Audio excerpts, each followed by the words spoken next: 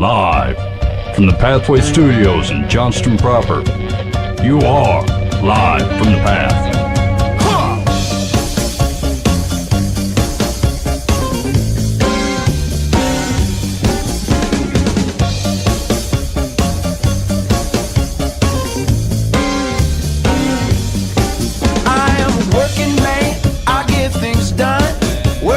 You're listening to Live from the Path on livefromthepath.org on a balmy Monday evening. Are you trying to mock me? Is that the deal? How's everybody doing?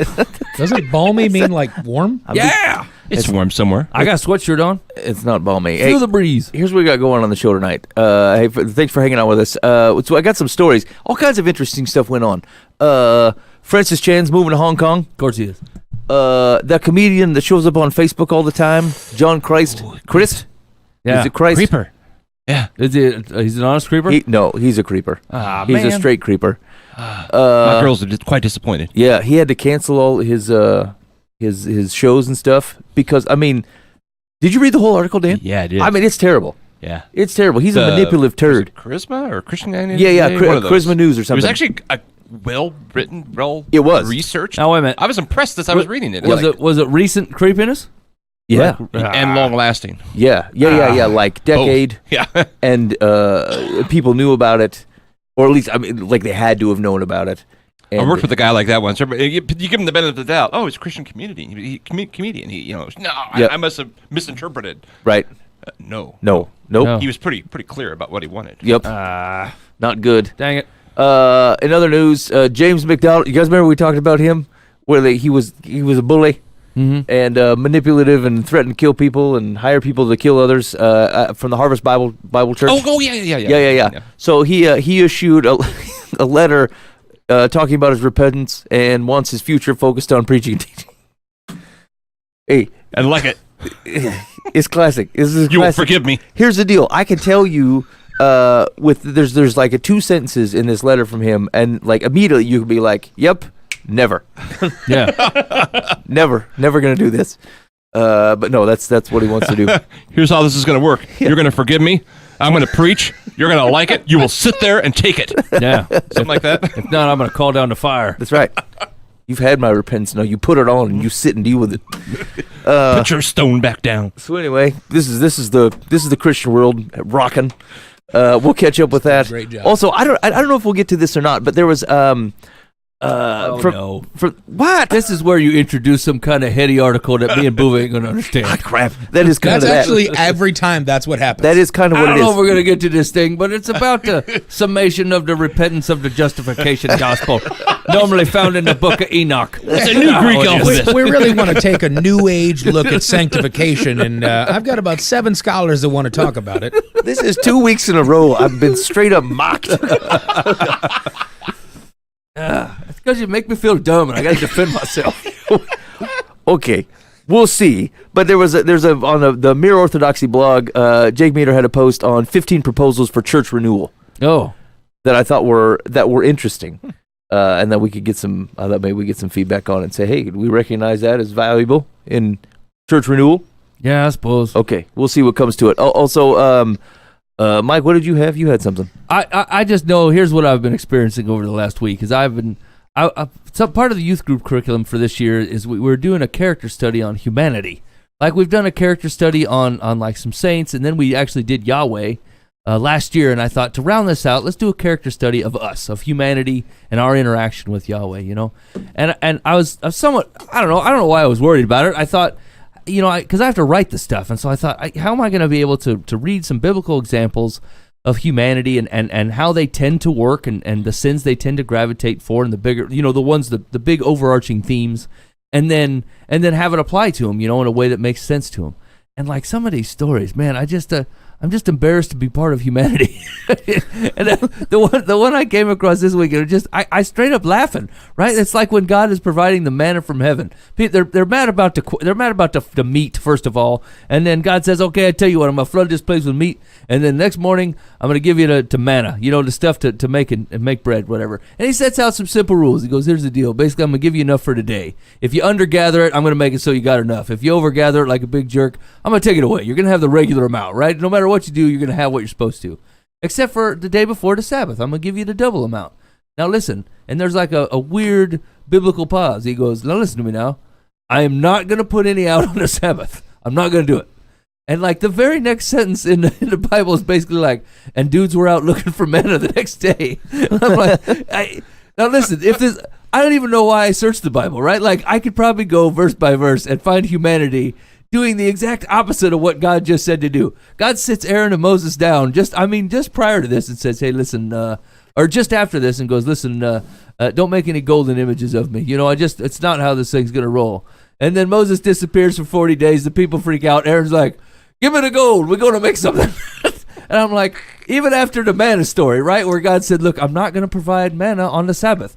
Don't go out. I'm not going to put any out there. And the next day, some people come out looking for the manna. And you go, wow, he was just here. He just said this thing. I mean, not a day ago. He said, look, I'm not going to put it out there. And here's the folks out there. Oh, man, we don't have enough manna for today, though. I wonder if we put it out today. You know what, though? That is characteristic of God's people always. It is. I mean, like, let's say a church is having like a potluck dinner, and they announce it for 6 weeks in a row, and it's in the video announcements, and they send a flash email, and it's in the text group, and they have a personal carrier take it to each person. There's always 15 people who say, I had no idea. I know this was even happening. What do you mean there's no manna on Saturday? I mean, I'm hungry. It's Sabbath. I guess I'm bringing Ruffles. Your poor planning has left me just to be the bag, the chip man. So I guess I'm bringing the chips.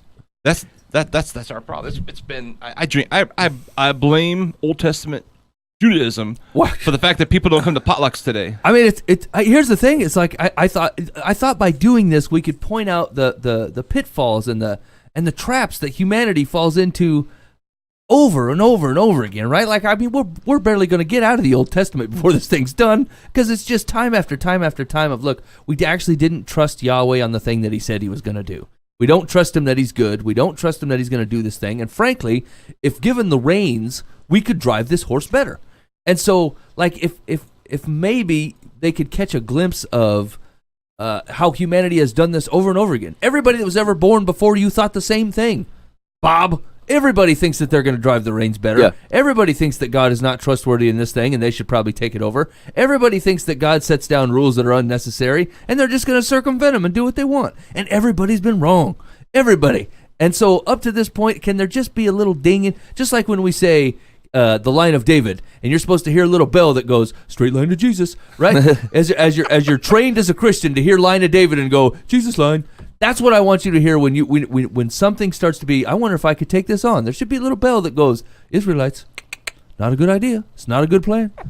Anyway, it's straight comedy because it's still true and it still happens every day in every part of the world today, in just not such a ridiculous way that we can read in a book, but like. Everybody does the exact same thing, and it's almost comedic on how you can plan for it and say, like clockwork, it's going to happen. Now, Dan, have you had the experience of teaching something on a Sunday morning and then, like, within, say, 12, 24 hours, I'm thinking a married couple here, but, like, somebody comes up and, like, starts talking to you about a problem that you addressed that day. Oh, yeah. And they obviously had not taken any of it in. Yeah. Oh, yeah. Happens all the time. Yeah. It's amazing. It's amazing to me. Here's going to slightly off. Okay. But Sunday, probably one of the most direct, hard-hitting, in-your-face, slap upside the head teachings I've ever had in my life. I mean, honestly, in a particular section, and I hit it pretty hard for a service. I mean, to the point that afterwards I thought, "Shoot, man, who the heck was that?" Right? I mean, it's just like, wow. And it was really funny. The next service, second service, I put notes so that I can do the same thing at both services. And not, did I say that or whatever? Right. I completely, skipped an entire page of notes. That was that page. It was the hard-hitting part. It was the hard, and I didn't know it till I was way past it, and I thought, wait a minute, how come I'm on number 2? And I didn't, where was number 1? And, I didn't, stop, and I just kept going. Yeah. And the sad thing is, half the people, I told a few people, and they're like, oh, I didn't even notice. And That would have been pretty obvious. Yeah, that should have been the soul started scorcher. With number 2. Dang. And number one And was, number two is Yeah, the guy back running Pro Presenters, the one with his hands up going, "Oh, come on." You know, Joel, whoa, I would have been embarrassing. I mean, not that it really matters, but yeah. Anyway, yeah. I don't know. Now I did kind of try to bridge it in a way that like Cheryl was even like, well, I thought it was kind of goofy, but yeah, you made it work. Right. Yeah, thanks for the encouragement, woman. I made a big mistake. Next thing you know, you're going to give me a golden earring to make a cow. I know it. Actually, I've been guilty of this a lot, right? I'll find something that super convicted me, and I'm like, oh man, this is a life changer. I'll tell like 5 people, no one give 2 craps. They're like, yeah, whatever. Yeah, whatever, Mike. That sounds fine. Yeah. Okay, I mean, go ahead. Spend more time alone in the Word if you want. I don't know. What's with all the hell and brimstone? Just leave me be. Okay. All right. Yeah, I don't know. Let's catch up with Francis Chan. Okay. So, okay, well, I should have saved him for last. That's too late. Francis Chan's moving to Hong Kong to share the gospel. It says plant churches among the ultra poor. Best-selling author and Bible teacher Francis Chan, Frankie, has revealed God is calling him to move to Hong Kong to bring relief, share the gospel, and plant churches among the ultra poor. Days after announcing he and his family are moving to Asia in February 2020 to become international missionaries, the Crazy Love author identified the exact destination, Hong Kong. Because 9 years ago, while we were in Hong Kong, Weeks and I both felt God was calling us to move there. He wrote in an online update, adding that they enjoyed their dependence on God in unfamiliar, uncomfortable places. But at that time, the pastor said he felt God tell him were 2 things he had to do in the United States before he could go anywhere else. He wanted me to display a different picture of church and a different picture of marriage family.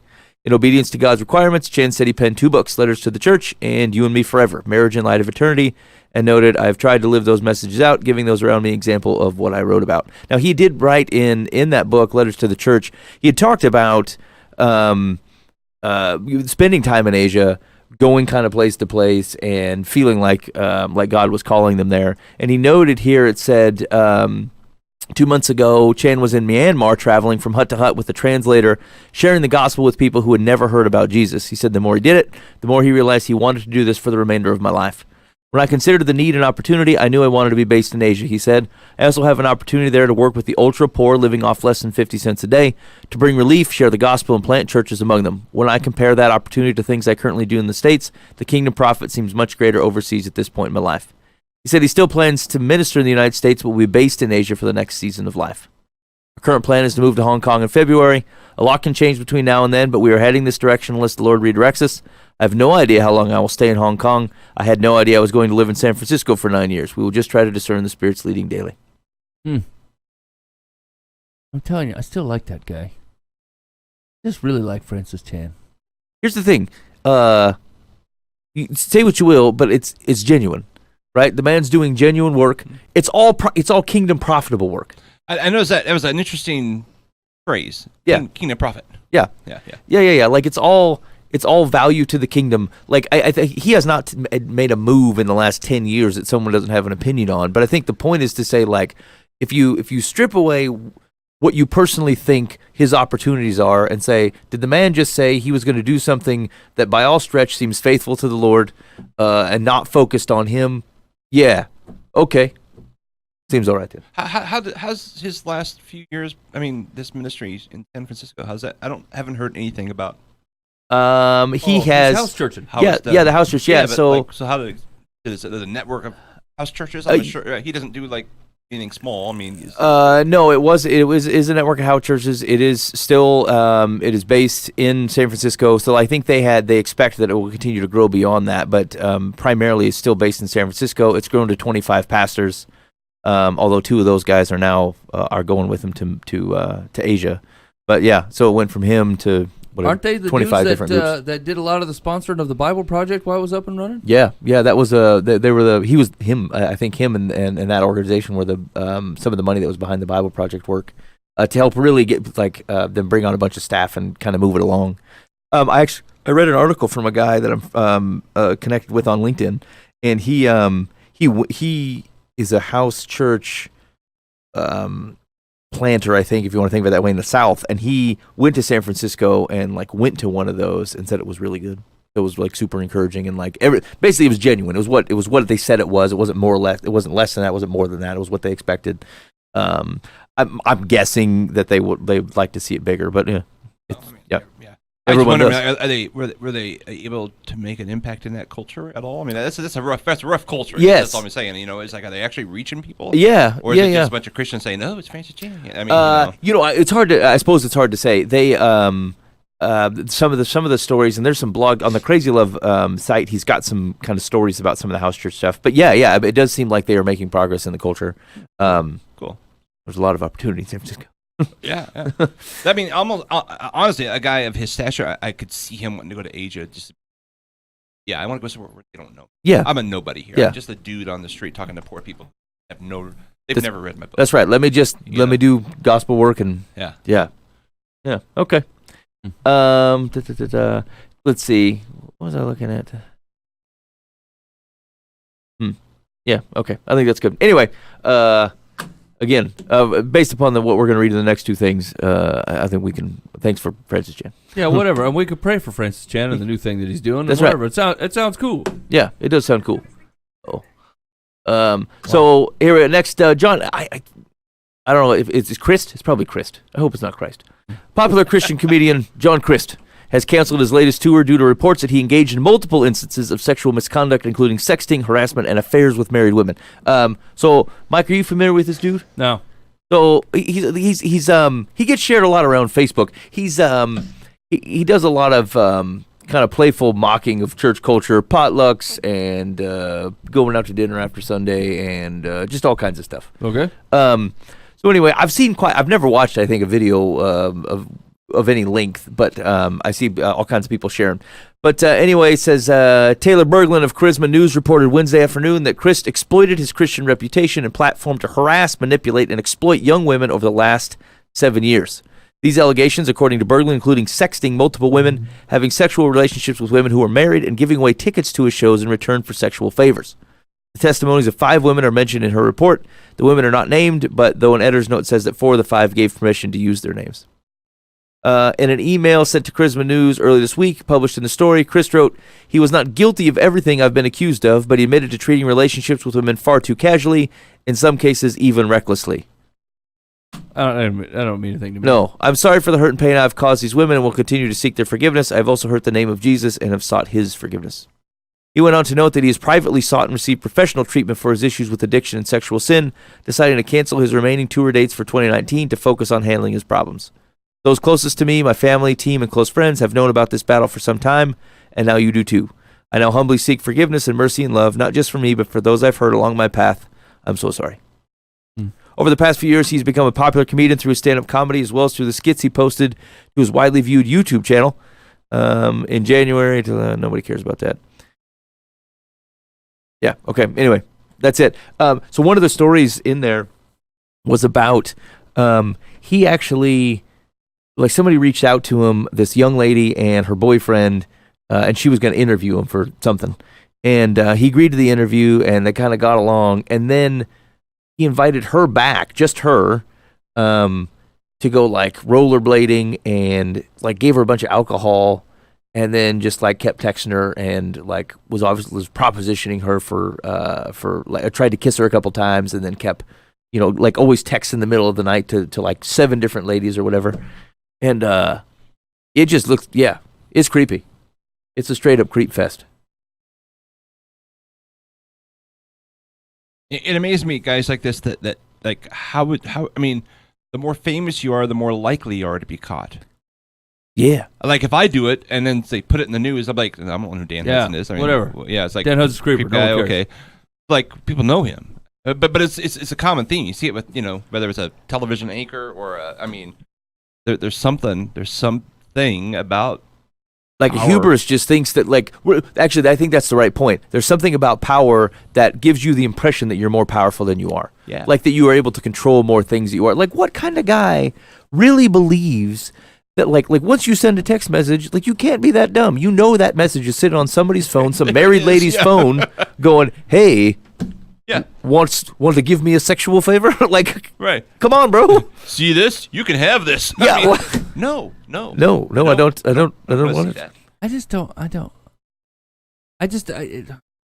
just find it utterly hard to believe that like you could. I mean, I don't know how long you could do this before none of this would ring any bells to you. That like, hey man, like it's more difficult. Put it as a guy that's a pastor, right? Like this guy is publicly announcing himself as a Christian. He's doing Christian entertainment, and so most of the people in the room are Christians, and so like. One, you shouldn't have gotten away with any of this for any amount of time. Every lady you text or whatever should have been like, whoa, whoa, whoa. What are you doing?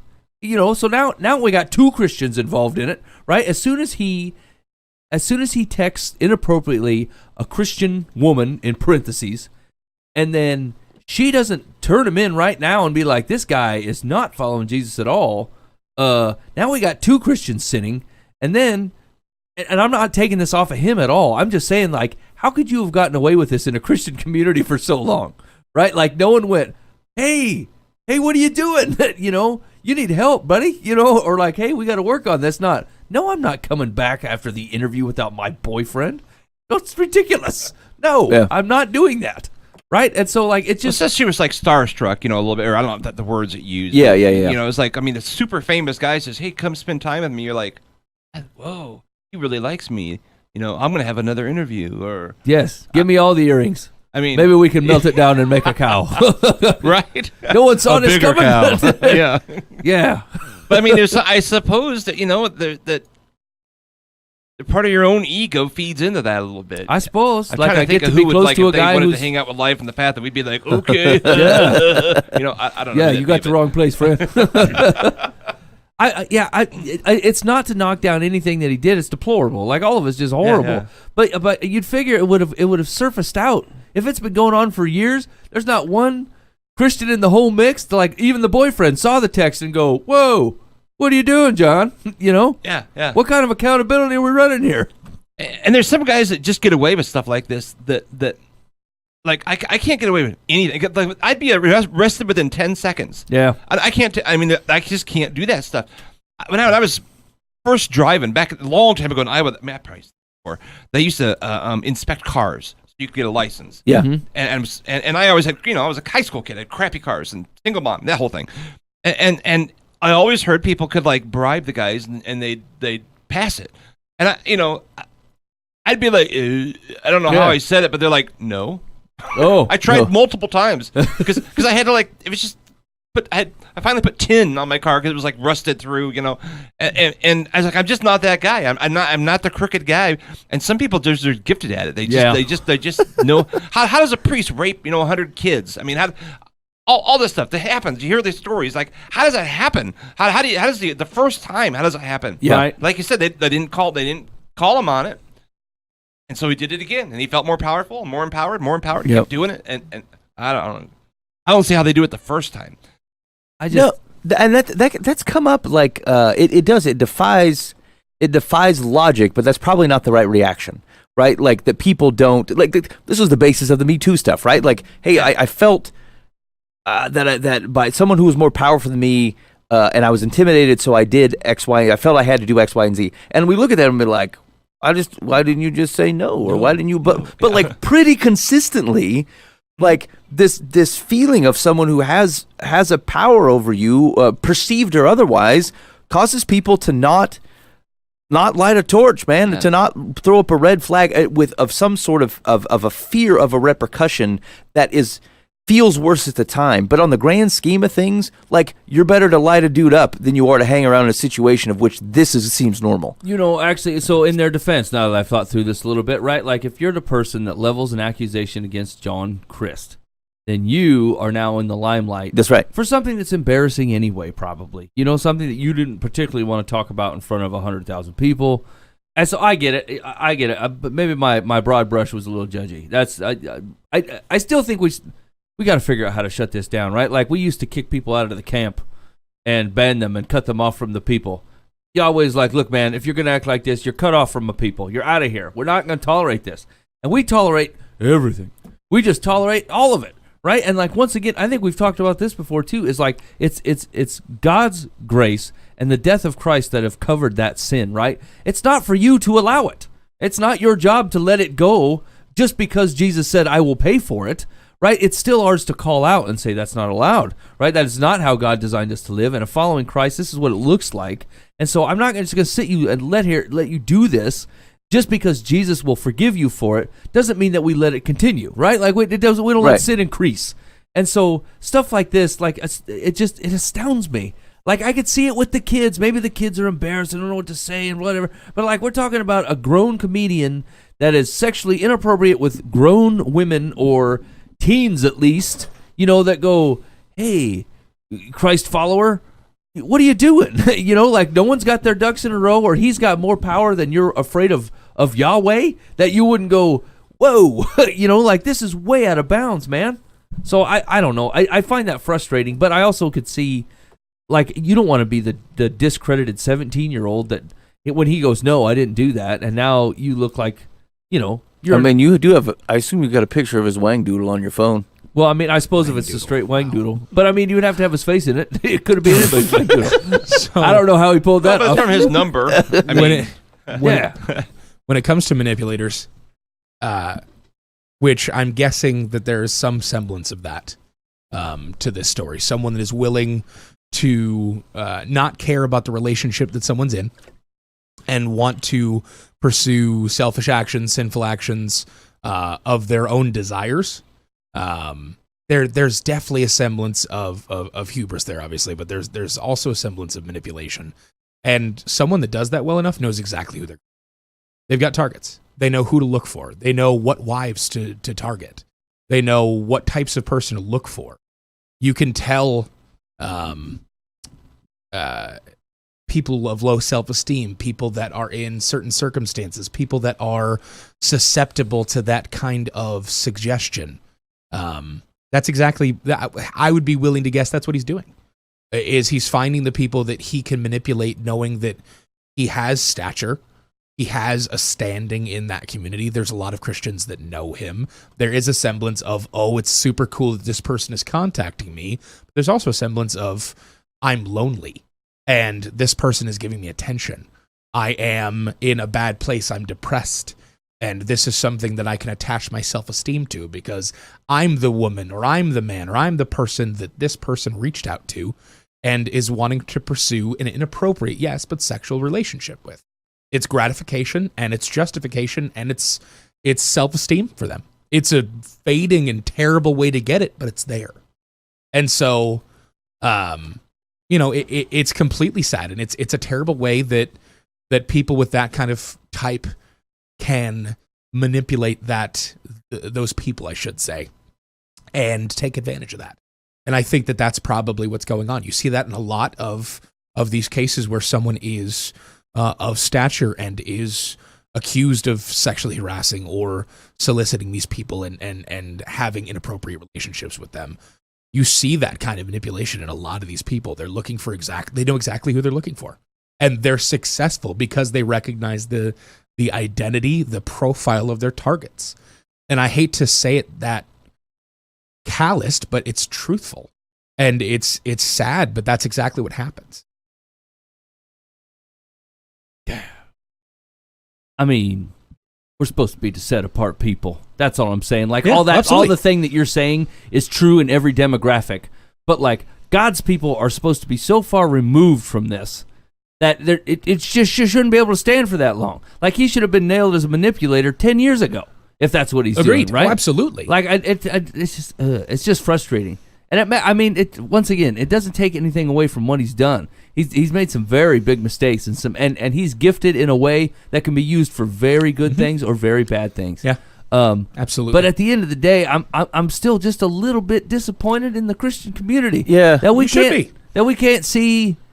Do we just let this stuff go because he's funny and like, hey, at least he's palatable to half the world? At least he's not the dull Christian that whatever smacks you with the ruler. He's at least somewhat cool and can and live in the world and not be an embarrassment. So I guess we'll let this stuff go. Who's his manager?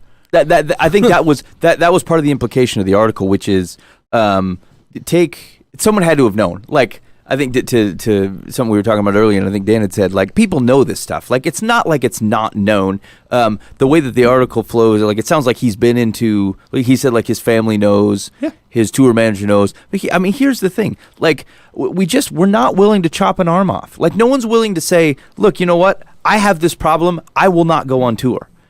Like, what's it worth? What's your sin worth, man? Like, what's your willingness to harm people worth? Like, if you know that this is a problem of yours, you're not gonna find me pointing a finger at a guy who says, "Hey, we have this problem." Everyone's got some kind of problem, but like, your willingness to then subject other people to it in the service of what?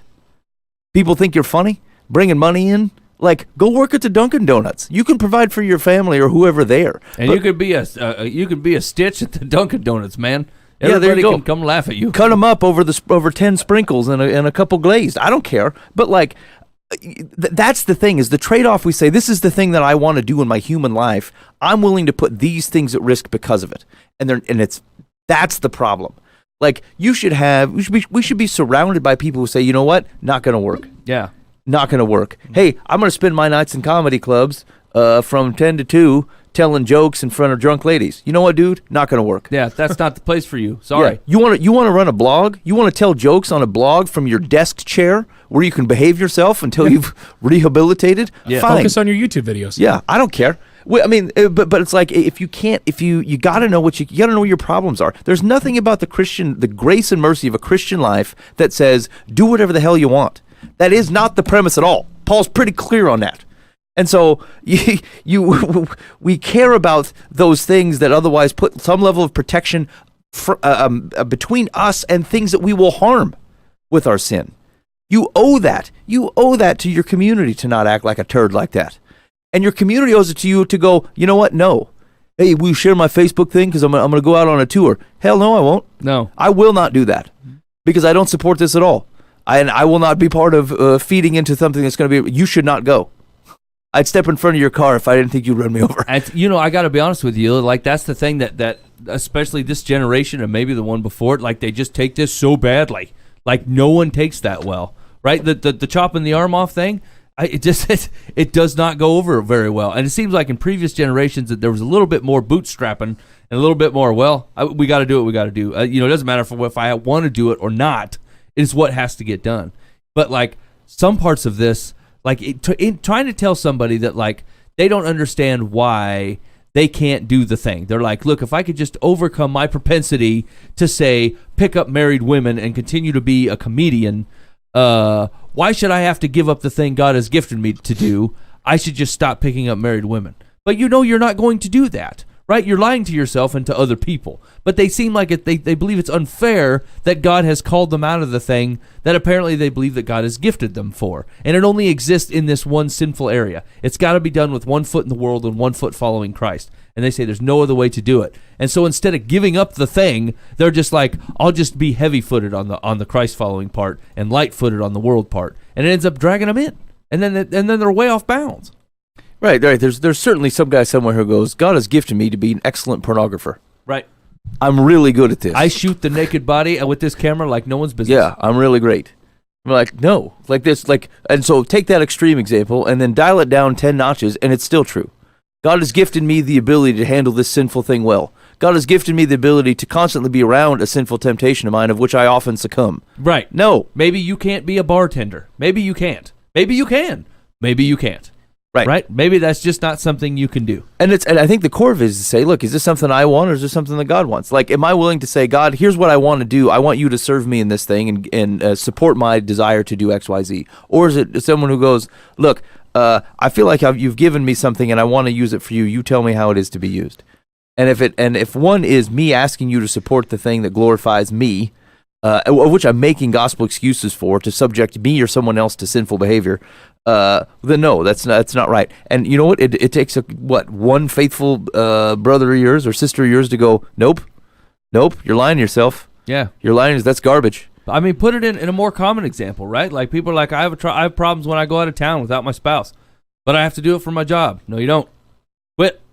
Tell them you don't travel, or tell them you're going to get a new job. Quit. I can't quit. It's my job. It's not your job. You need to quit. You need to find another job. If you can't do it, then quit. Right. There's tons of other Right. jobs that don't require that. And you're like, oh, but I should be able to do it. Doesn't matter. It's not working, is it? I mean, let's be honest with ourselves. You keep going out of town. You keep making terrible decisions. You drink the bar half under the table, and you talk to a bunch of women you shouldn't. Stop going out of town. Quit your job. Find another job. I can't find a job that pays as well. Well, good. You're going to have to downsize your house then. But at least you're not cheating on your wife and acting like a fool. And you know that's it's not just occupation either. Like, hey, you know, every time I go out with these friends of mine, buddies or whatever, I end up doing XYZ. Look, you're gonna have to stop going out with them. Yeah. Yes, but I love them. They're my friends. Great. They can be your friends from a distance, not at that place, not going to this type of event. Yeah. You can there is no, oh, but they are this. That's why it justifies me exposing myself to things that obviously are sinful, that contribute to a negativity both in my life and somebody else's. Correct. It's not going to work. Whatever justification you have, the reason you came up with the justification is because you know better. And so, like, there've been things that I had to cut out of my life. Like, to be honest, so we used to be, Mike and I both used to play in bars. Like, we were in a blues band. I played in bars, and like, here's the deal: I'm lame. I don't drink. I don't smoke. I'm rude to ladies who show any interest in me because I don't want them talking to me. Like, it's very awkward. Yeah. So it wasn't a super risky joint for me because those aren't my risks. But the truth was, it wasn't a great environment. And the one thing it always risked was, hey, I'm not going to get home till 2:30 in the morning. Is it possible that I'm not going to make it to church in the morning? Now that I don't recall that ever happened. But like the older I got, the harder it was, and I'm like, this is not worth it. I'd rather be home with my kids on a Saturday night, and I'd rather make sure that there's no way that I'm going to miss not going to church on Sunday. Not because of Pharisee, because I love it. I like to be there, and I like my people, and I'm going to be there. And so, like, it just kind of faded away. We just had to stop doing it. I'm not against it. You can still do it, but like you just got to know where your stuff is and say, look, this is what's important to me, and I'm willing to make changes to show what's important. And like trying to live in both worlds for your job or for the type of people you hang out with, like it just can't. It can't work that way. That is, it's not worth it. Whatever trade-off you think you're making, like you're making a sweet edge for the gospel, you're not. Yeah, well, I mean, look how harsh people will be like, hey, look, if your eye offends you, cast it out, get rid of it, you know? And we're like, God, that's a metaphor. He's like, actually, no. Well, no, here's the deal. Like, I think yes, but no. I think it legitimately is hyperbole, but like he didn't go, hey, you got an offensive tattoo covered up with a Band-Aid. Like he went with something extreme. And so if your reaction to that isn't, hey, that's wild and an extreme thing that I might have to do, then yes, you misunderstood the thing. Like if by calling it hyperbole, you feel like that excuses you from taking some sort of drastic action, yes, you've completely missed the story. You're looking for an excuse. Yeah. And to be honest, like we're kind of nailing, it feels like we're beating up on like all these addiction type issues, whatever. But like if you have a tendency to get up in front of a group of people and start telling lies or making a big deal out of yourself and not a big deal about whatever other people, maybe you can't talk in front of people anymore, right? Like it applies to all things, all manners of sin. Like all things that drive a wedge between you and Yahweh, all the things that take away from you following Christ. And so if they start to direct you in another direction, it doesn't have to involve sex, boobs, or alcohol, right? Or drugs for this to affect you. We're talking about things that lead you. If you have a problem being the office gossip, you, sir, are going to have to stop getting excited when people are over by the snack table. You're just going to stay at your desk. And that's what you're going to do. And if you can't do that, you're going to quit. You're going to become a newspaper man or something that keeps you from doing that. They don't gossip. Right? Because they're by themselves throwing papers at 4 in the morning. Oh, you mean a newspaper delivery man? Okay, yeah. Sorry. I was thinking of the gossip column. You went with Gossip Reporter. You're like, you might as well make some money off this thing. Do it right. Full colon. Full colon. I've been mocked again. Speaking of guys who can't learn their lesson, ousted Illinois megachurch pastor James Macdonald issued a statement of, and this is in quotes, repentance. I can't wait to hear this. And said he hopes to return to preaching even though he was fired in February over allegations of bullying, intimidation, and using his position for personal benefit. The 59-year-old Macdonald, who served for over 30 years as senior pastor at the multi-campus Harvest Bible Chapel before his ousting, issued on Facebook a lengthy post in which he declared, "My repentance." Okay, see if you can pick it out. "I was, am, and will remain very sorry for the careless and hurtful words that were illegally recorded and publicized." Legally? Illegally. So you guys are wrong in the bit first. Okay. There it was. Yeah. That was. After that, I'm like, yep, nope. I reject this repentance, because his primary focus at the front is not that I said it, but that someone illegally recorded me. Right. I immediately sent written apologies where appropriate, grieving what it revealed about the state of my heart at the time, as well as the hurt caused to those who trusted us to be a more consistent example of Christ-likeness. I have no excuse and truly sorry. Macdonald's ousting earlier this year followed highly inappropriate recorded comments that Macdonald made on a hot mic. The pastor was heard on the audio footage talking about things like planting child pornography on the computer of Christianity Today CEO Harold Smith. Where did he even get child pornography? This is ridiculous. Macdonald also joked that freelance journalist Julie Roys was having an affair with Christianity Today editor-in-chief Mark Galley. He also made a vulgar reference to Ed Stetzer. It does not say what it was. Must have been harsh. Executive director of the Billy Graham Center at Wheaton College. Oh. Although Macdonald said he sent apologies where appropriate, Roys wrote in a blog post that she's not received a written apology from Macdonald, even though he was heard mocking her in the broadcasted hot mic clip. I also don't know of anyone else who's received one either, including more than 24 sources who went on the record with me with horrific stories about Macdonald. In a statement of repentance, Macdonald confessed to regressing into sinful patterns of fleshly anger and self-pity that wounded co-workers and others. Again, self-pity. I had a mild excuse for my behavior. These sin issues had been points of growth and victory as expressed through my preaching and writing. Because I was awesome. But I fell back beginning in late 2016 and have only myself to blame. Macdonald wrote, I wrestled with the stress I felt, the injustice I endured, etc. Yet over time I have come to see only myself and my own relational failing in the mirror, and with grief and sorrow I ask your forgiveness. As part of this, I've come to see my sin of handling pressure in a way that got things done, but neglected the priority of love and the presiding humility of serving others first, he added. Letters have been sent to those the Holy Spirit has brought to mind. Oh, man. Owning what is true without reference to what is false. We are looking to the Lord to keep my focus here as long as it takes in hopes of reconciliation with every willing heart. Macdonald's post came just days after 9 Harvest Bible Chapel elders issued a formal letter of rebuke, formally disqualifying the former senior pastor from ministry. Well, there's a lot of formalities at this church. Yep. Formal letter, formally disqualification. Right. Here's the thing. I want to be part of this sit-down meeting where they're like, okay, look, we've ousted him, but how do we formally do it? Well, what do you mean? We already got rid of him. Yeah, but we should write a letter or something. But why? So they said that. The elders terminated Macdonald for having a sinful pattern of inappropriate language, anger, and domineering behavior. The church elders felt inclined to issue the letter months after Macdonald's firing because of the existence of confusion over the church's previous statements regarding Macdonald. What do you mean? The elders assured that the investigation only considered evidence from first-hand witnesses and that everything covered in the letter includes many more witnesses than the biblical requisite of 2 or 3. Hey, man, is a pastoral position, is it an at-will employment like most jobs? Like, look, they can get rid of you and you can leave anytime you want. Like, yeah, I mean, could Pathway straight up fire you, Dan, if they wanted to? Dan's like, no, I've created the kingdom. It's a little bit different because I've made sure there's not any mechanisms to fire me. So in a typical church setting, I mean, there is a contract with an exit plan. Yeah. In a typical, and a length of time, so you're fair to each other, you know. I mean, and whether it's a positive, like, hey, I'm going to do something different, or you've been caught in gross, immoral behavior, a plan. But he's a national guy. I mean, so I get it, but once again, I feel like we're cowtailing to things that we don't actually care about, right? Like, you're just a church body. You fired the guy for inappropriate behavior. That's it, right? Who are you issuing the formal letter for and sending it to 50,000 people? I think it's a warning for people like us who might say, we should hire this guy. We should hire James Macdonald. He's fantastic. Yeah. Or become one of his followers. He might want to come and try to absorb a church and say, hey, we're going to start a whole new movement, and you're going to be mine, and you're mine, and you're mine. And Perry Noble, Mark Driscoll, like same guys, similar thing. Superstar pastors out there. Maybe so. Rob Bell. We're sheep. I just feel like like sometimes we're living completely disingenuously, I guess. You know what I'm saying? Like, it seems to me that, like, I could just you're fired. You don't work here anymore.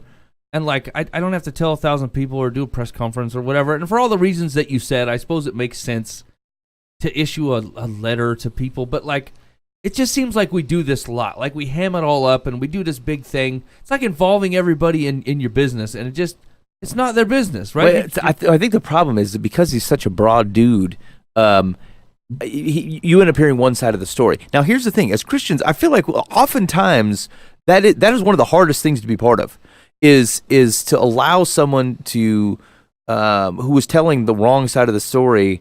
And in an attempt to otherwise find peace for yourself and for the parties involved or whatever, you do not engage in that. I think there's a time and place for it. Don't hear me wrong.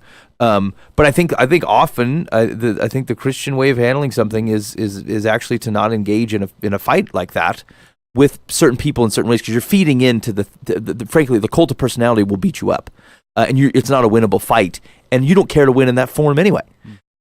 However, I think that's probably what they're up against. They were a bit wishy-washy, to be honest. If I remember correctly, they had released something and like had not said the firm thing, and that's kind of, I think, what one of the things that we're getting at with all this is like dude sends picture of Wang, we say, look, dude, you can't, you did that wrong. Right. That's not permissible. No good. But you 2 to 3 fellas, and then like if that doesn't change anything, you hear reports of another, then it's national news. You're not 7 ladies in, you're not 10 years in, like. There's biblical mechanisms in this place for the protection of the church in the name of Jesus, and we're not following because we're too afraid of human things. And so, like I think the elders came back and they're like, well, we're not sure if these people are trustworthy, and we really don't want to come on the wrong side of this domineering fella who might come at them. And so they didn't have a spine. Here's the thing: one of the biggest fears that I have. And Dan, maybe this is an interesting conversation, just given there can be poisonous eldership, but like they're the backbone of this thing, like where they don't. I'm going to say this, and then I'm going to where the poisonous elders thing is. Then this is not true, but like where because that power is a bit false, but like where there are the right people serving humbly in a church, they're the ones that keep this from happening. Right? Because the first time you see a dude like that runs a church produce behavior like this, you go, dude, can't go on like this. And then second time you're like, for the protection of these people, you're not preaching for 3 months. Go get this worked out. And if you don't go get this worked out, you no longer work here. Like that is when eldership is functioning well, they're keeping an eye on the sheep to make sure that some joker doesn't come in there and jack with it. And like where they got buddy with this fella or intimidated by him, you're screwed. You're screwed. That's what these people are here to help with that kind of thing. And it's people tolerating human behavior that, like, we get it. They're humans, but like it doesn't mean you have to be the pastor. It doesn't mean you get to continue to serve in this role. It's too much of a risk. God loves you, we love you, but you ain't pastor here anymore. It's just the nature of the thing. Well, and that is the same thing that we were talking about earlier with the cutting off the arm thing. It's like, sure, you did some human things and they were sinful, but you don't get to keep your job, right? You get to fall under the grace of Jesus Christ. You get to be welcomed in the kingdom of heaven. Value that your repentance is honest and that you are following Jesus. But like, you lost your ability to be a preacher. Sorry, and like we don't need to feel bad about that. We don't even put sorry in there. Like, you made choices, and so did the Holy Spirit. And like, you're sorry. That's it. You're just out now. You can. It's like that guy. Remember when he got done with his mega church? He's like, I'm gonna plant another mega church and whatever. Like, he could have preached anywhere. He could have started a home church. He could have been a prison minister. He could have done a million things. And he's like, I got to reclaim my throne of the giant mega church. It's like, hey, you lost you're done. That's the same dude, Mike. This is the same guy? Yeah, this is the same guy. Well, holy cow. He's a real bugle horn, isn't he? All right. Well, touche, old Mike. I refer to someone as a bugle horn? Yeah, no, I thought this was some dude in Florida. I think there's a different guy. There's a bunch of guys. I was going to say there's probably more than one. It's the same symptom of the cause, right? Like they like their celebrity pastor status, and it means you're in it for the wrong reason. Like you take a dude like Chang or Francis Chan, who ran a million people church, then he runs 25 house churches, and then he moves to Hong Kong. His salary's not going up as he goes to Hong Kong, right? Like his accommodations aren't getting better. His renown is not increasing. It's going down. It's getting less as it moves on. Right, like he's only more popular among people who are like, yeah, look at that, that's great. Yeah. And here's the thing, that's all right. That's the reason Paul was popular, right? Because he keeps doing outrageous stuff, and you're like, no kidding, Paul. Oh, boy, that guy, he's just crazy. So I think that's the run. Like sometimes for all the protection, people always want to be real careful that we don't overstep the bounds of mercy, right? That you don't lay the hammer down too hard. Okay, that really has not been our problem. Like you tell me the problems at the church, like the headline front page stuff, problems in the church over the last 20 years has been because we've been overly merciful. And I don't mean that God don't love you. I mean, are we at least reacting to human behavior and going, no, can't continue in this way in the church. And here's the deal: if our church, if we have to shut down, 4,000 churches in the United States because we can't find appropriate dudes to lead them, okay. Well, here's the deal. I know that people have like risk. It's a common joke among small groups, right? Is all the all manner of heresy that might be going on in a small group in a given week. But I would turn it over to your lay people studying scripture and getting it like 70% right, more so than I would put them under the leadership of some boisterous bugle horn of a man. Yeah. That is totally manipulating people and God's church. Like, God will sort out faithful people who aren't quite getting their theology right. Let's clear the ranks if we got to clear the ranks. I'm for it. Yeah, I agree. I think that's all we got for stories. I'm gonna start issuing formal letters. Who do I even send those to? Like, give me a list of people that receive formal letters. Let's say I wanted to put one out. Who do I put on the list? Like the paper, the governor? Yeah. It's a press release. The head of the school board for immediate release. Actually, Mike, that would be awesome. You should just start doing press releases once a week of things that are on your mind for immediate release. I'm thinking about the following. Yeah, James Macdonald's a bugle horn. That's what I say. They might pick it up. Local man sends letter, says James Macdonald's a bugle horn. Did you guys touched on it a little bit last week? Did anybody listen to that Kanye West album? I think I accidentally heard some. Boov accidentally took it. Hey man, it's running the gospel charts, top of the pop charts too. Top 11 spots in the. He's tearing it up. Yeah, I've caught a little bits of it. I didn't love it, even as a guy who doesn't like. I like some rap music. He hasn't been my favorite, but like I listened to a few, and it's all right. Yeah, I've never actually heard him. So he was on the song with Paul McCartney and Rihanna. That was 4 or 5 minutes from Wyland. And I tried to institute the word Wyland into my vocabulary nonchalantly. Oh. And boy, people just picked right up on it like it was a foreign. What do you mean? 4 to 5 minutes from what? From Wyland. From Wyland out, going wild. Oh. Yeah. Yeah. That's the name of the song?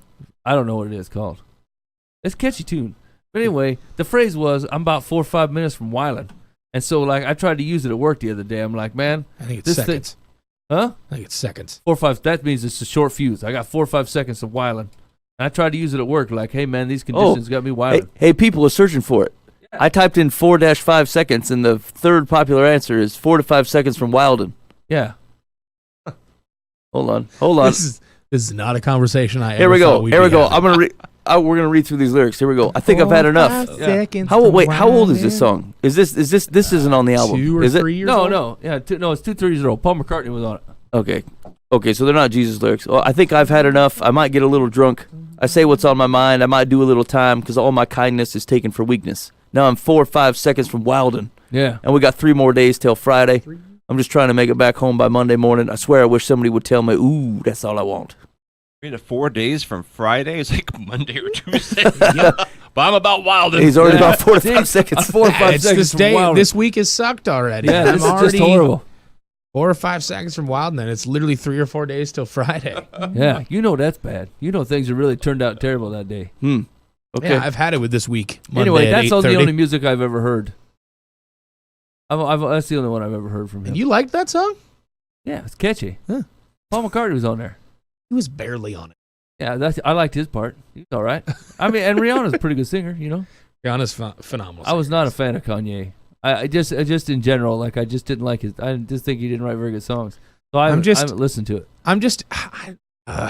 I want to believe in this. I want so badly to believe that Yeezy has figured himself out. Maybe so. I hope so. I hope so too. Yeah. But like literally, last year he had a song with a dude named Lil Pump, and it was literally you're such an effing harlot is what the song was called. Yeah, and that was literally the majority of the song was him saying that over and over and over again. Right, but couldn't you just as reasonably in the first century gone, last year Paul was collecting coats? I'm not saying, that's why I'm saying I want to believe in it. I do. I'm weary. You're cheering for him. Yeah, of course. Yeah. I don't get personally burned by just believing that someone's came to know Jesus.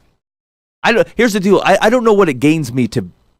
I don't want my hesitancy gains me. I'm not prone to lifting a man up and going, hey, you should follow Jesus because Kanye does. Like, I'm not going to do that. So, like, it cost me literally nothing to be like. That's the only way I know how to share the gospel, Ben.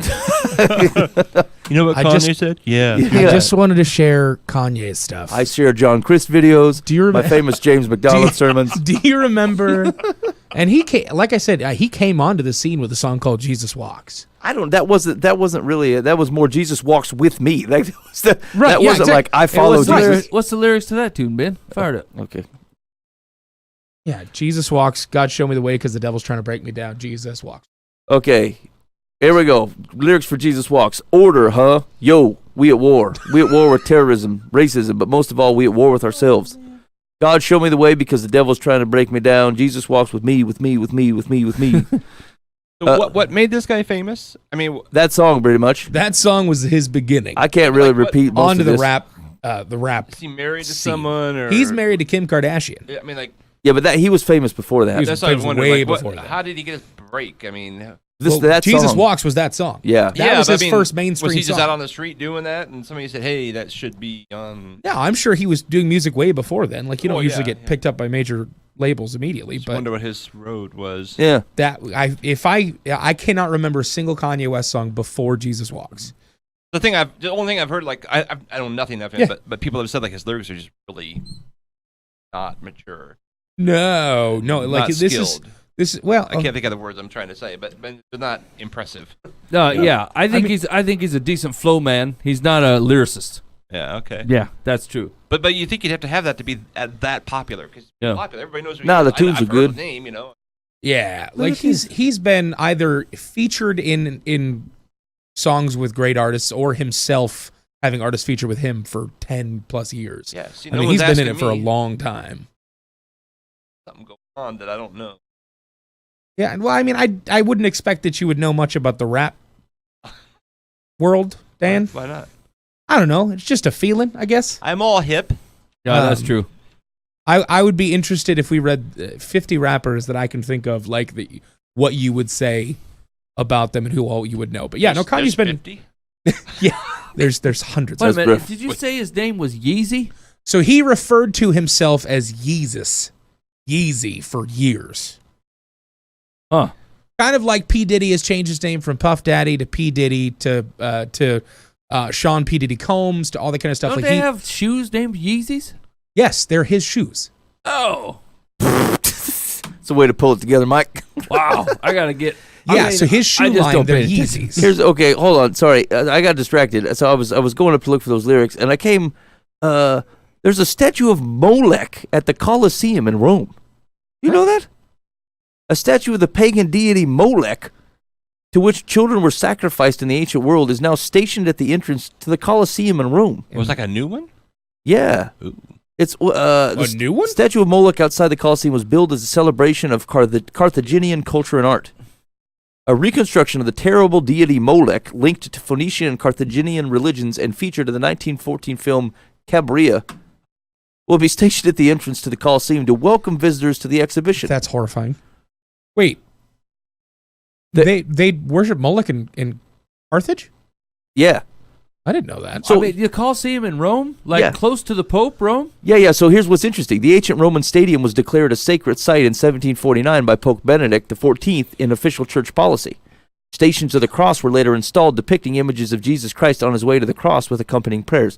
So what they're saying was, they've a statue of child sacrifices on display at a holy site for Christians. But like, just because the church said, oh, hey, this is a holy site, Yeah, it doesn't mean the Colosseum is actually a holy site. why not. can't they just tell a straight story? I Make them mean, angry. What Colosseum guy? has nothing to do with anything. Who Can you fashioned imagine this? someone coming to you as a statue man and said, "Look, we need a 12-foot Molech." You need a what? A 12-foot Molech? Who's Molech? Why? Well, he looks kind of like a Gila monster, kind of with wings, and we chain him to the wall. And we don't want to put him at the Colosseum. He's known for child sacrifice.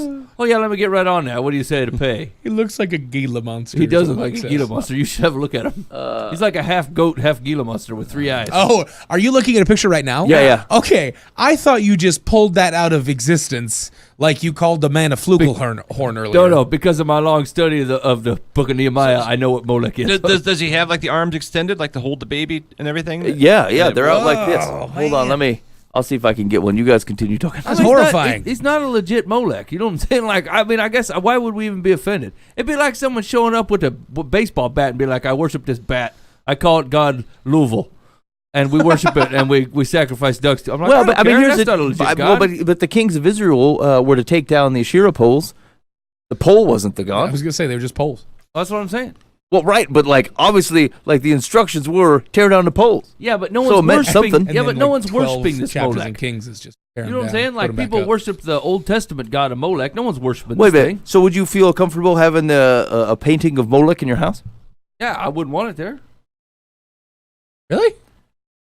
What do you mean? Are you saying really you don't? No, you understand? would be. You would. You're not against that. I am against it. Okay, then you're arguing against yourself. Then you just said it doesn't have any power. Yeah, it doesn't. But I just don't like. You don't want it there because you don't like the look of it. Yeah, I don't need Not a Gila because you monster think it's winged idolatry? picture inside my house. It doesn't do anything for me. It's a non-starter. I put art that I enjoy. Okay, hold on. Let me. I've seen it. It's great. I can show you this. Yeah, put it up. Let me see the Gila monster with wings. There he is. Ugh. That does look like Gila monster. I feel like That people. looks like a Power Ranger monster. I'd at least make fire come out of his mouth or something. I feel like it's something where you toss M&Ms in. I'm sure people will. Yeah. People are terrible. Wait, Wait, so- his arms were like straight out because they would lay the baby in it and they would actually roll into his. Oh, that's horrifying. Yeah, they would burn him alive. So this is up now because they're trying to celebrate the links between Phoenician and Carthaginian culture. It's like it's a historical exhibit, right? Like it's like what does that have to do with the Colosseum? They should like still barbecue out of it too. I mean, they burn babies in them, so Oh, might that's as well make awful. it authentic. You could sell veal at it. Let's see here. Oh, that's probably the worst thing I've said today. That just went even another step. Oh man, that's worse. Yeah, I was feeling bad for what I said. Yeah, no. Thanks for making me feel better. You're welcome. You should realize how terrible of a person I am, Dan. Wait a minute. Did it say the guy that did it? Oh, this is awesome. Hold on. I'm just trying to figure out what the Carthaginian Phoenician Art culture display of the Molech statue follows another incident in Rome. Oh, that sounds fun. Hold on a second. Did you take a break from his Hitler statues he was making? No, it didn't say who did it. It's billed as a celebration of Carthaginian culture and art. Will run through March 29th of 2020. But this is kind of interesting. So the art display of the Molech statue follows another incident in Rome where pagan symbols were situated at or near sacred sites and gatherings. Controversy erupted in Vatican City last month over the use of Amazonian carved images, specifically Pachamama statues, during the Amazon Synod, a synodical meeting of Catholic bishops, which some considered overt idolatry. Think taking a statue of the emperor, put him in the temple. Right. Vatican and Synod officials asserted that the images were representative symbols from the region, not pagan idols. Traditional Catholics hurled the Pachamama statues, symbols of fertility from the Amazon region, into the Tiber River in Rome. Oh, sweet. After having removed them from a side chapel of Santa Maria in Transpatina, a church situated next to St. Peter's Basilica. Now, here's the deal. Think of the stuff we were just talking about. We're like, hey, there's a problem. We just need to call the problem out. Now, whether you think these fellas are right or overreacting, You go throw that I will statue tell into you, the though, river. they said, look, that is an Amazonian pagan deity, and it's near a holy place. We're throwing it out and put it in the river. I'm for it. I You know agree. what? I'm in. I agree. Yep. Well, Yep. maybe we should go take care of this Molech problem. You guys ever spent time in a Romanian jail? Paul has. Why are we going? Let's follow him. Let's What? go take care of the statue. Why are they putting it as a Romanian jail? I mean, that's what I think he meant Roman. Oh. Okay, right. I said it right. I got you back. Okay. I All right. But you were looking for advice. What was it? It was had to do man. father advice. That was so long ago, Ben. you guys anymore. We've done so much since Put then. it together. Don't go to the Molech statue. You know, I just so I'm not a father, and I'm not expecting to be a father anytime soon. So don't insinuate anything there. But I've had the opportunity to be around a lot of kids. Like I've got a lot of nephews, and I've got a lot of nieces and godchildren, and friends' kids and stuff like that. And I'm interested in the way that Christians deal with their kids, and I. That Are you asking terrible. this because you're going to be a father soon? I mean, not expecting. I mean, I'm hoping to be a daddy soon. Like, I can't wait to be a father. Okay. Go ahead. I got to figure out the marriage thing first. But so a friend of mine has a kid that is just he's a sweet kid. He's a sweet boy. I love him to death. But he's got a lot of issues with discipline, and he has a lot of issues with like outbursts and temper tantrums and stuff like that. And like he's had it for years, and you know, everybody says the terrible twos, and then that goes on to threes, and then I don't know when that ends, but terrible twos, terrible threes, terrible person. This is a bad child. But like, I'm interested to hear how Christian fathers deal with kids and help discipline children, either to help prevent this kind of stuff or like what they can do in that instance. Because I honestly don't know what discipline looks like in a Christian household. And I suppose that's my real question, is because I don't know what it looks like, and I don't know how it's done well. Because I've seen both sides of it. I've seen a very coddling perspective of, you know, the child is always right, and the child is young, and they should get away with everything, and all this kind of stuff, all the way to, oh no, I'm going to spank my children, and all that good stuff, and like very capital punishment kind of deal. And I don't know what's right, and I don't know if there's anything to glean from what the Bible says about how to deal with your kids, or if this is just something that we have to deal with culturally, or what we can do, because I don't understand it.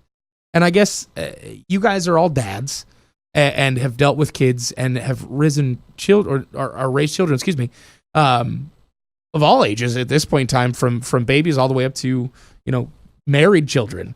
And so what does that look like? What does raising a child in discipline look like in a Christian household? I don't know, Dan. Core principles.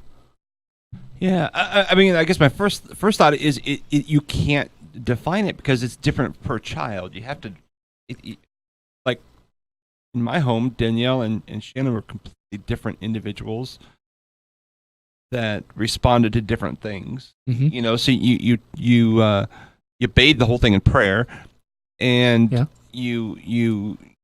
I mean, basic core things like we never disciplined out of anger. We had rules set before, so they knew when they were breaking a rule. It wasn't like all of a sudden, hey, I hadn't thought of that. Bam, you know, I bring down the law. As far as like corporate punishment of like physical discipline, my thought was very extremely rare but memorable. You know, and then it was always go back. Give them some time to let it soak in, then go back and embrace them, love them, talk about it some more. I mean, and never overdid it. You know, very controlled, very, very. I think maybe twice ever with either child, because they didn't want it. Because then you just had to say, "Hey, this was going to happen," right? You know, and it was like, "Oh, they didn't want that to happen again." Mm-hmm. Actually, I think you kind of nailed it, Dan. It's like I think one of the most effective things that I've seen with parenting is, I mean, kids from when they're born to when they leave your house. Really, they're fighting for freedom, right? They're fighting for choice and freedom, and no. And you got to give them some, and you got to give them to let them fail, and especially when they're younger, it doesn't seem to make any sense, right? But like, I've had a lot of good luck both with my kids and maybe some other kids too. Is basically just laying the choices out and letting them choose, right? Like, if you choose to not make your lunch the night before, you know, I'm not going to run your lunch up school. I'm not gonna make it for you. So if you don't have it, you're just gonna have to borrow from somebody or whatever. You know, so like if you forget to put your coat on, no one's gonna be able to bring you a coat at school. You're just gonna be cold today. So, you know, put some thought into it. Yeah. And like it's funny because you think they'd be like, whatever, you're gonna leave me without a coat? Actually, you left yourself without a coat. You're just feeling the consequence of that. And so like allowing, even at a younger age, the explanation of what's going on here. It depending on the kid, especially if they already have the tendency to act out. They just want more freedom, and they don't like the thing that you're imposing on them, right? And so, like, once they start realizing that it was their choice that got them here, they still appreciate the freedom, but they also appreciate the fact that you're laying out what exactly is going on here.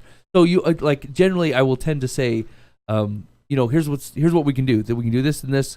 Let me know what you decide. Either one's fine with me, but you're gonna have to deal with the consequences with either way. So let me know what you come up with, and we'll go from there. And like the corporal punishment thing, it's the same thing. Like, look, if there's certain things we don't tolerate here as part of the way this house works, and they end up with this, and so if it's something that you're not concerned with, or you feel like you'd like to go through that, then that's an option. But let me know what you decided. It was a clear choice. Yeah, it's a clear choice. And like, I think I'll take that. And you won't have to do it very often, right? Like I can count. Mine was 2 or less of the times that I had to do that, and I hated doing it. I'm the same. I wish they would just straighten it up so I would not have to do this. And usually it's only for really severe things like lying. That one I don't tolerate. That's pretty much all I won't tolerate, is I don't tolerate any type of lying. But other than that, look, you made a choice. You got to sit in it. I can't bail you out of it. But you expect them to act their age. Correct. Yeah, I mean, you got, and so you explain it to them at their age level, what their choices are going to be, and like after the terrible twos, then they start getting a little bit more talks. But it's never I know and you don't. It's not a war against your child. That's right. It's because really, what is your job, right? As a parent, your job is to introduce your kids to a world that God created and say, this is how we behave in it. Right? Like, we follow Jesus with this, and we're going to run into these situations, and they have these consequences, and you could do this if you want to, or this, and these are the things that happen, and you're imparting wisdom that was given to you through whatever your life experiences, and you're just trying to help your kid understand how to be in the world when you're not there anymore, so they can operate, right? And so, like, you're never doing them the because I said so thing, right? Like, you probably get 2 as a parent, and I would use them sparingly. Yeah. Like, where they're going to sass you, and you're just not in the mood for it, and you're like, that's just what we're doing right now. Do it. But it happens a lot. I had a neat conversation with Shanna a few months ago where she was in a group of college students. So it was a pretty good-sized group, and they were talking about their upbringings. And there was a lot of bitterness toward their parents that people had because they never knew why, the rules. And Shanna she's like, she always knew the why. It wasn't just don't eat Cheerios. It's like, I would tell her why, whatever, that wasn't a rule, but we don't whatever care the rule about was. Heart health in this thing. Get away from the Cheerios. Because I figured my goal isn't just to make her a moral person that looked like me, but to know how to act. So we always explain, this is why we do what we do, and this is why I'm giving you this rule. So then she had that full choice. I'll go ahead and take the discipline or whatever, But I mean, that rarely happened. But information is so critical. You're teaching them how to be future human being Christ followers. That was big. That was big to her. I agree. I think it's the ability to give them a choice, and even the most rambunctious kid. Mm-hmm. I've had this in youth groups, right? Where if I have had a kid, he's just a little bit rowdy, and sometimes you got to yank him up and say, "Look, man, if you feel like you got to keep doing this, I'm probably gonna have you sit outside, or you can have a seat and we can get through this thing together. It's your call." I'll give you a couple minutes. Tell me what you want to do. Either one's fine with me, but we do have a thing that we need to get through. So whatever you want to do. And inevitably, he always goes, no, I want to stay. I said, all right, well, just remember the deal. If you can't keep yourself sitting in a seat, then we'll have to do the outside deal. But let me know what you want to do, and we'll move on. And, like, I got no problems with that kid. 2 times I've had to make that conversation with him. This rambunctious, crazy man sits down, does what he's supposed to, because it was his call, right? And it's like it's all a kid is fighting for, especially – I mean, just to part some other stuff maybe a kid has going on, but like they're just fighting for freedom. They want to feel like they have some control over their life and what they're doing, and feel like they got to make a choice. And nothing frustrates them faster than if you won't give them that option. Well, and I think the clear thing there is that it sets realistic boundaries, because like the truth is like there are some things the kid has control over, and then some things that they do not. And if you give them a sense they have more control over the world than they do, you're providing them a false sense of reality.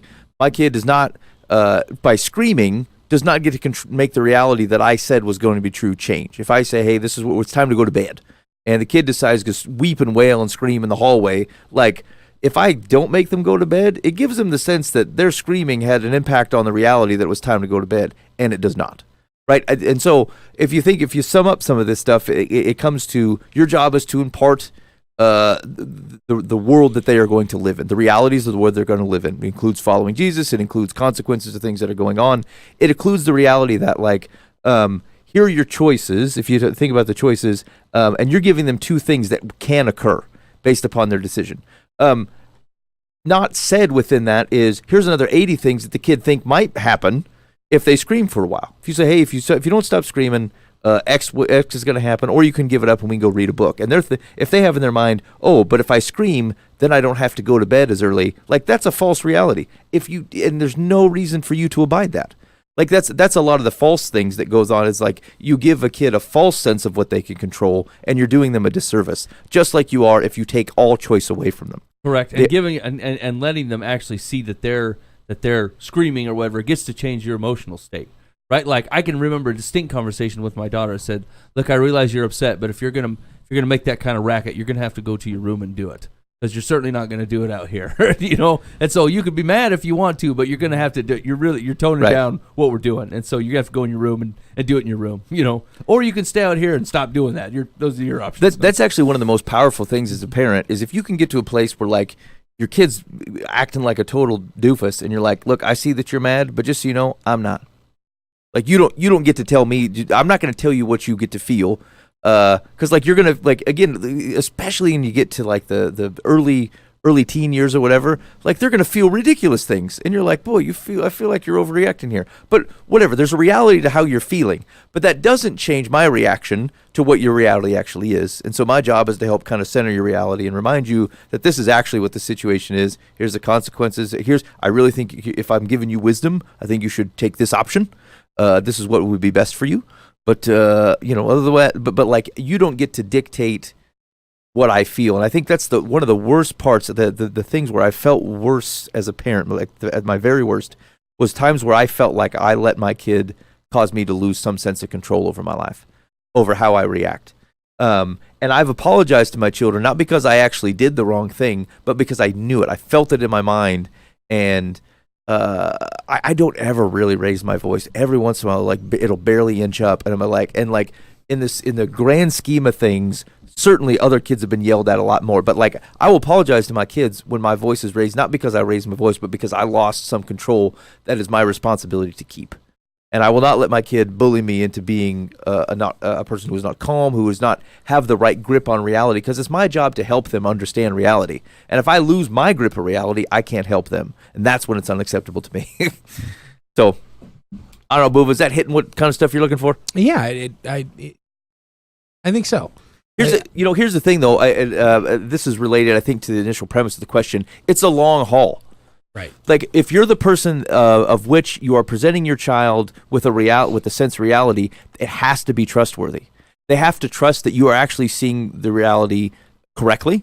Yeah. They have to trust that you are looking out for their best interest in it, that you are guiding them in the way that they otherwise should go. To the extent that you are not trustworthy, your attempts to do this are going to go very, very poorly. And like, for some parents, like, you didn't do this for like the first 6 years of your life, and I'll be honest with you, your life is a lot harder than it could have been. Like, if you don't establish that, it's harder to get it back. I think you can get it. I think it can happen, but like, it just takes time. That stuff's not going to happen overnight. Right. And you have to invest in it. But it's one of those. If you're a parent that's struggling with something like that, just know, like, if someone gives you good advice, or like if some sort of parenting program that says do this, like, it's not just incidental. You're going to have to stick with it because over a long period of time, because ultimately they have to trust you. They have to trust that your recommendation and your view of reality is correct. Yeah, fair enough. Thanks, fellas. All right. I'm going to save the 15 things for church, blah, blah, blah, for next week. Mike, real quick, you got other people want some advice? Yeah, we got Dear Life from the Path. Okay. Dear Life from the Path. I have a friend who lived in my home most of the time for about 6 years. During that period, she rented out rooms in her house. She paid her bills and I paid mine, but I covered her living off me. At the time, it didn't bother me much because I could afford it, although I would have preferred to save that money. I've since sold that house and bought my dream retirement home in another state. Now, I stay with her, and her renters have moved out. It's unpleasant sometimes because when she gets drunk, she accuses me of using her. It's true, I am doing that. Is it okay to use her by staying in her home without really liking her much? I feel like it's my turn to leech, and I'd like to stick out until I retire in about a year. What? What? So I'm not following this. You're knowingly leeching romantic off of someone now because you feel affronted at the fact that they did it to you? They stayed at her place for 6 years. She rented out rooms in her own house, so she paid her bills and I paid mine. but she paid the living expenses of her friend living at her house. So probably her portion of the electricity, water, whatever. Yeah. Yeah. So But she'd now, pay anyway. Yeah, your friend wronged you and leached off you. You're right. right. So now But that she doesn't mean you can knowingly do that now. Well, I mean, why is it? It's not really leeching if you're okay with it, right? Like, I mean, if you're just providing a room for somebody, it's not leeching, you know. I don't know. I mean, you don't know. So she's I don't know. so she's It is not mystified. she's asking if it's okay though. Yeah, I think it's fine. I mean, I don't think it's morally good. Like, think whatever you're a- frame of I mind think you're you're in a doesn't schmuck. seem positive, but like, it's not an affront to society. If the woman, here's the thing, at the core principle, if the woman doesn't mind you being there, then I don't know what it matters. Well, I mean, it only seems to bother her when she's drunk. Yeah, but it sounds like she's being disingenuous about the fact that she doesn't like this gal. What do you mean? No. She said, even though I don't like her, should I stay here? Well, I wonder if she's putting up a front that she likes this gal, I mean, so she'll let her stay there. Oh, well, okay. If the question is, should I lie to this person and imply that I like them just so I can stay here for cheap? That's what I no, think it you is. shouldn't do that. That's what I got. Yeah. But I if mean- she's just saying, "Hey, this isn't my favorite person in the world. Is it still okay if I stay there?" Sure. She's being accused. I think The it's gal fine. gets drunk and accuses her of using her. She knows what's happening. Yeah, but that's what I'm saying. Is like she only gets fired up at her when she's all tuned up. You Yeah. just need to turn around and say, "Whatever, Edna, you drunk. You got the drunk." Yeah, but those thoughts are coming from calm somewhere. down. Oh, yeah. Yeah, those drunken thoughts aren't just, Well, just but I don't think you manifesting need to- because I don't of the know alcohol. how many drunks have you met where they come up with some off the wall craziness, and you're like, "What are you talking about?" It We may have be no- crazy, but that's stuff that they're possibly thinking when they're sober. I So I should be worried my No. friend is going to fire up a dinosaur relay race. No. How drunk are the people around you getting that I'm they're telling talking you, you about gotta hang out with a certain reviving prehistoric animals? Hey man, we should start our own business. We should do dodgeball. We should do dodgeball court. That'd be the best. What the that heck's wrong probably with you, came from Greg? an underlying subconscious love of dodgeball, That's right, Mike. And his And the soul need for frigs at entrepreneurial- dodgeball, man. And there's no reason to. I don't think here. Actually, you could probably save a lot of strife in the world if you just like refused to validate anything that comes out of someone's mouth when you know they're tuned up like that. Yeah. I mean, I don't care where it came from, unless they're willing, unless they have the stones to say it when they're not drunk. I don't know why it has to infect my life as if it's a reality. Right. Yeah. Do you know what you said when you were drunk? No. Well, then I don't know what I'm investing in. It's just like with the children. Like, yeah, I'm gonna let you get me all fired up just because you get on the sauce and start running your yap. Actually, seriously though, like I don't know how many times like I've been witness to a parent like way overreact. Like you've heard me say this from a marriage perspective. It's true with your kids too. Like someone has to be reasonable. If someone's unreasonable, just go, oh shoot, guess it must. I'm the designated reasonable person. I'm the designated driver here. This person's gonna get jacked up. I'm gonna keep it cool. If your kid's acting like a nut, you have to hold the fort. Okay. Like, and unfortunately, with your kid relationship, it's always you. Your job is to hold the fort. And so, yeah, you don't have to meet that head on. So long story short, she wants to stick out living with this gal for one more year, Yeah. and she looks at it as a bargain because the other gal stayed with her for like 6 years. That's not relevant. If the other lady could raise the rent if she wants to. I mean, if you're unhappy, leave. If you can handle it, stay. Yeah. I don't say it's just not a big. It doesn't matter. I don't care either way. Yeah. She doesn't have to like the woman to stay there. No. No. Because why? Because when I catch an Uber, I don't check and see whether I'm friends with the man. His job is to get me from point A to point B. I believe living with a person all the time is different than your Uber driver. Yeah, agreed. You're What? paying your Uber driver. What do you mean? Why? Wait, is the implication that Do you there's take a shower in the Uber? I mean, do you put your dresser in there? do they shower together? I mean, Does she live in the same room like that? I'm saying where you cook your meals, find your solace, do your recharging. No one does that in an Uber. Everyone does it at home. But hold on a minute. If you run an apartment complex, do you have to like everybody who buys from you? Absolutely, yes, Ben. Well, that's ridiculous. No, I'm kidding. No. Okay, then. This is the same I'm thing. saying if you live, No, in, it's not. it lives in a room. That means they're sharing a bathroom or a kitchen or at least a front There's- entryway. I don't know why it matters, I think though. it has to. I think it's the same situation that she had with her the first time, is that she feels like she's leeching off for a little bit, and it's on her conscience, and that's what she's at. She knows she is. I mean, they've been in this relationship for years. Yeah. Just at the other person's house. Yeah, exactly. whatever. I mean, She's flipped. so you got a year left. I mean, I guys don't care either way. Yeah. If you're worked up, move. If It's a big nothing burger. No one cares about this. Yeah, exactly. Okay. Let's see. Secular says, okay, yeah, it's okay with me as long as it's okay with you. But don't kid yourself. You're not living there rent free. Tolerating an unpleasant drunk is the price you're paying. and only you can determine whether it's worth it. Whatever. How often is she drunk? I don't know. Well, but Well, Christmas. well, sure, but like, I mean, here's the deal. That's a very basic thing. Like, is this an environment I want to continue to stay in? Obviously, she thinks it's okay. She's willing to hang it out for another year. Like, I agree, that's the cost of hanging out. If maybe someone gets drunk or leaves the seat down, but like, what are you gonna do? That's part of the cost of living there. Either it's okay or it's not. Pros and cons, man. Get out a sheet of paper. There you go. All right, last one. Ready? Okay, yep. Dear Life from the Path. My companion of many years and I retired. This is great. My companion of many years and I retired and live a few hours away from some of his family. Okay. When one of them plans a visit, she always insists on taking us out for a meal. Mm-hmm. She doesn't ask if we would like to eat out, but rather commands it. Then she insists on paying for the meal. Oh, this sounds like a real crooked woman right Man, now. that's terrible. I'm taking you out to eat and I'm paying the bill. She wants to love on her family member. Holy How cow. terrible. Well, here it comes. I enjoy cooking and visiting with family during and after meals. I know what our dietary restrictions are, and most restaurant meals do not meet these requirements, which include low sodium, fat and sugar, and no gluten. According to my companion, I'm a good cook, and he enjoys everything I make. I know I should say something, but what? I need a suggestion on how to deal with the situation without hurting anyone's feelings. What? You know you should say something? You know wrong. You're wrong. Yeah, you missed that one You completely. suck as a person. You should not say anything. I'm sorry. You You're being suck. terrible.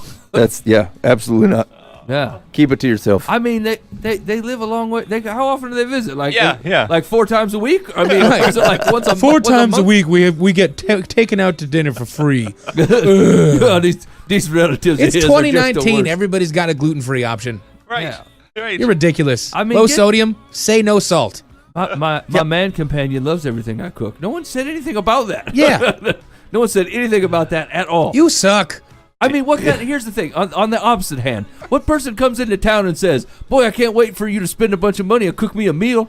A gobble, gobble, gobble. Right. When I come to somebody's place, I feel terrible. I'm just like, can I take up some chores while I'm there or something? Yeah, Like, let's go out. It's on me. Right. Oh, you inconsiderate boob. yeah, how dare you want to take me and my companion out to dinner? Food's not And good enough. You want to pay for it all? Wow. That is tough to take in. This How story. dare you? Yeah. You suck. I need a suggestion on how to deal with the situation without hurting anyone's feelings. You should just shut your mouth. Yeah. And There you go. go. Yep. Button it up. That's I what know we I gotta should do. say something. Sounds like you don't know anything. All right, secular says this relative may not mean to seem overbearing and may only be trying to be nice. Thank her warmly for wanting to take you to dinner, but tell her no. Explain that because of medical reasons, both of you must strictly limit the sodium, fat, sugar, and gluten in your diet, which is why the two of you have decided it is, quote, safer to eat at home, where you can control what goes into your food. Then invite her to join you because you would love to see her and spend time with her while she's in. Okay. I mean, you could say, hey, this don't sound like the people that would be offended if you said, hey, can we try this restaurant?